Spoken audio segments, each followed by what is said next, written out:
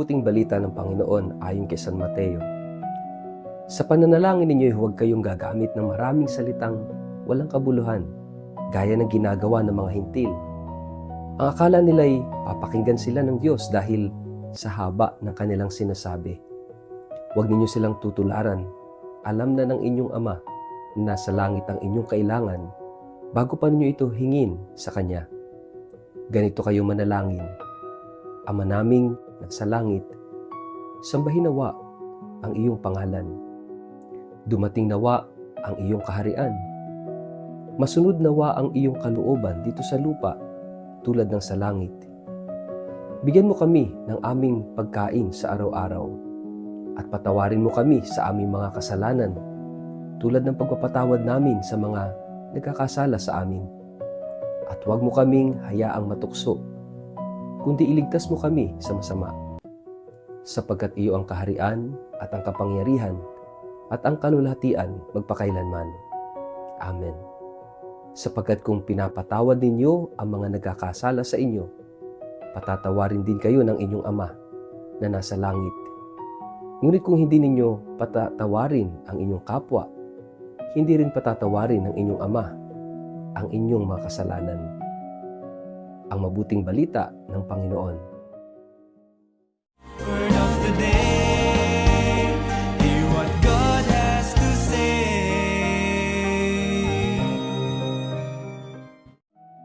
Pagpalang araw po sa inyong lahat. Kumusta po kayo? Ang ating word of the day ay Ama. Kung may isang salita na kayang magpagaan ng puso ng isang bata, iyon ay ang salitang Ama. Kapag natatakot ang isang bata, hinahanap niya ang kanyang ama. Kapag siya naliligaw, tumatakbo siya sa kanyang ama. Kapag siya ay may problema, umaasa siya na may ama siyang sasalo sa kanya. Ngunit hindi lahat ay may magandang karanasan sa salitang ito. May ilan na lumaking walang ama. May ilan na nasaktan ng kanilang ama. May ilan na hindi naranasan ang pagmamahal at pag-aaruga ng isang ama. Kaya minsan, nahihirapan din tayong unawain kung ano ang ibig sabihin ni Jesus nang ituro niya ang panalangin na kilala natin bilang Ama namin. Sa Ebanghelyo ngayon mula kay San Mateo, itinuro ni Jesus hindi lamang kung paano manalangin, kundi kung paano makipag-ugnayan sa Diyos. At ang unang salitang kanyang itinuro ay hindi makapangyarihang Diyos, hindi Hari, hindi Panginoon. Ang itinuro niya, ang unang salita ay Ama. Napakalalim po nun. Dahil bago pa man tayo humingi, bago pa man tayo magdasal, bago pa man tayo magpaliwanag ng ating mga pangangailangan, nais mo nang ipaunawa ni Jesus kung sino ang ating kausap. Hindi tayo nakikipag-usap sa isang malayong Diyos. Nakikipag-usap tayo sa isang Ama. At sinabi pa ni Jesus, alam na ng inyong Ama ang inyong mga kailangan bago pa ninyo hingin sa Kanya. Napakagandang katotohanan nito. Minsan kasi iniisip natin na kailangan pa nating kumbinsihin ang Diyos. Parang kailangan nating paulit-ulit na magsalita upang marinig niya tayo. Parang kailangan nating pilitin siya upang mahalin niya tayo. Ngunit sinabi ni Jesus, hindi. Alam na ng Ama. Alam niya ang iyong takot. Alam niya ang iyong pagod. Alam niya ang iyong mga luha. Alam niya ang iyong mga tanong. Alam niya ang iyong mga pangangailangan. Kahit hindi mo pa ito nasasabi, alam niya na.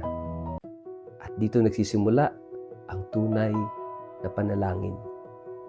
Hindi sa maraming salita, kundi sa pagtitiwala. Kaya sinabi ni Jesus na Huwag maging parang mga pagano na akala'y pakikinggan dahil sa dami ng kanilang sinasabi. Dahil ang panalangin ay hindi tungkol sa dami ng salita. Ito'y tungkol sa lalim ng relasyon, sa lalim ng pagtitiwala, sa lalim ng pagmamahal. May mga pagkakataon na ang pinakamagandang dasal ay, Ama, tulungan mo ako. O kaya naman, Ama, salamat po. O minsan, Ama, nandito lang ako. Minsan, o baka madalas sapat na yon. Pagkatapos ay itinuro na Jesus ang Ama namin. At napansin ba natin na halos lahat ng bahagi nito ay tungkol sa relasyon? Sambahin ang ngalan mo, mapasa amin ang kaharian mo, sundin ang loob mo. Ibig sabihin ng panalangin ay hindi lamang paghingi ng kung ano ang gusto natin o kailangan natin. Ito'y pag-aayos ng puso natin ayon sa puso ng Diyos. Kung minsan ang akala natin ang layunin ng panalangin ay baguhin ang isip ng Diyos. Pero kadalasan ang layunin ng panalangin ay baguhin ang ating puso. Habang tayo ay nagdarasal, unti-unti tayong natututong magtiwala. Unti-unti tayong natututong maghintay. Unti-unti tayong natututong magsabi, hindi ang gusto ko, Panginoon, kundi ang iyong kalooban. At pagkatapos ay dumating tayo sa isa sa pinakamahirap na bahagi ng Ama namin. Patawarin mo kami sa aming mga kasalanan tulad ng pagpapatawad namin sa mga nagkakasala sa amin. Napaka bigat ng linyang ito. Dahil para bang sinasabi natin, Panginoon, sukatin mo ang iyong pagpapatawad sa akin ayon sa pagpapatawad ko sa iba. Doon tayo natatahimik. Dahil gusto nating patawarin tayo ng Diyos ng buo. Ngunit minsan, ayaw naman nating magpatawad. Gusto nating makatanggap ng awa, ngunit ayaw naman nating magbigay ng awa. At malinaw ang sinabi sa atin ni Jesus. Kung hindi tayo nagpapatawad, isinasara natin ang ating puso sa biyaya ng Diyos. Hindi dahil ayaw niya tayong patawarin, kundi dahil ayaw nating maging katulad niya. At hindi ba't iyan ang pinakamalaking tanda ng isang tunay na anak? Ang maging katulad ng kanyang ama? Like father, like son, or daughter? At kung ang Diyos ay ama na mapagpatawad, tinatawag din tayong maging mapagpatawad. At narito yung pinakamagandang naisabihin ng Ebanghelyo. Madalas iniisip natin na ang Ama namin ay isang dasal na dapat kabisaduhin. At totoo naman yun. Ngunit higit pa roon, ito ay isang paraan ng pamumuhay.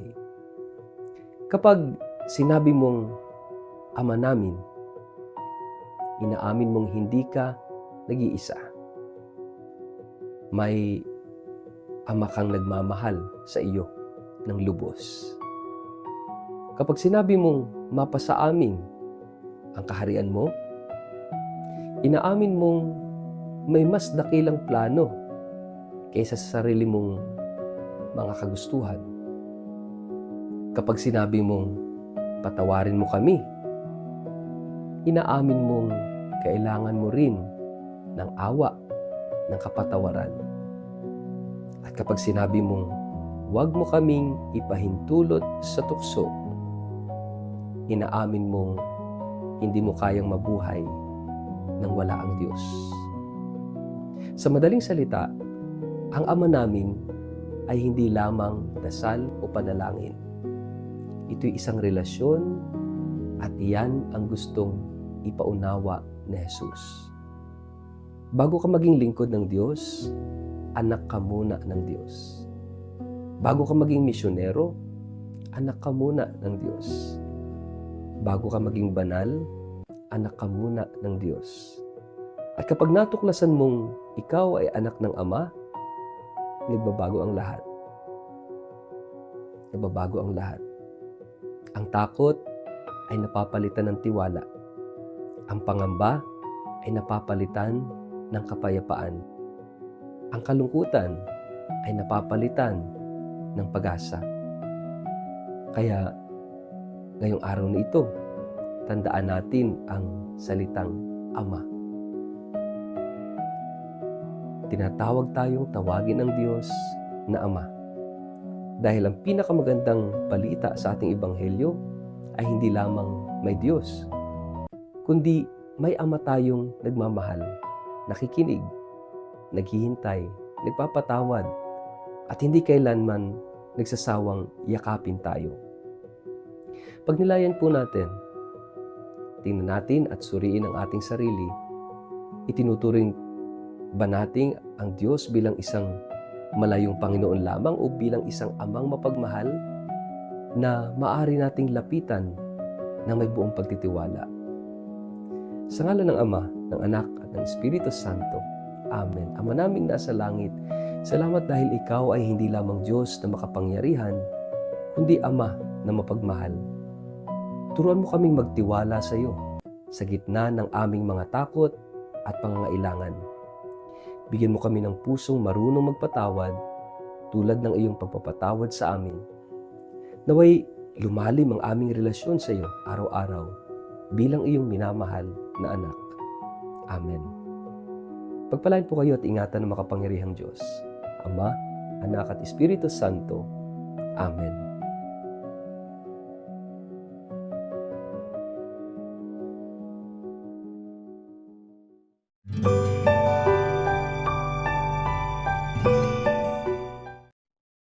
Ikinagagalak naming ipaalam sa inyong lahat ang muling pagbubukas ngayong taong ito ng Hope Center, isang ligtas at mapagkalingang lugar para sa mga nangangailangan ng paggaling at panibagong pag-asa sa buhay. Ang Hope Center ay bukas para sa mga individual na dumaranas ng mild to moderate cases of addiction. Kabilang na po rito yung pagkakalulong sa droga, pagsusugal, alkoholismo, digital addiction, gaya po ng internet addiction, online gaming addiction, at syempre yung online gambling addiction. Mga kapatid, layunin po ng Hope Center na magbigay ng holistic na paggaling, physical, psychological, spiritual, at social healing sa pamamagitan ng maayos na programa ng pag-aalaga, ng paggabay, at pagbabagong buhay. Kung ikaw po o ang isang mahal sa buhay ay naghahanap ng tulong, pag-asa, at bagong simula, bukas po ang aming pintuan para sa inyo. At para po sa mga interesado, makipag-ugnayan lamang po kayo. Mag-message o tumawag sa numerong ito, 0945-874-0799. Sa Hope Center, may pag-asa, may paggaling, at may bagong bukas.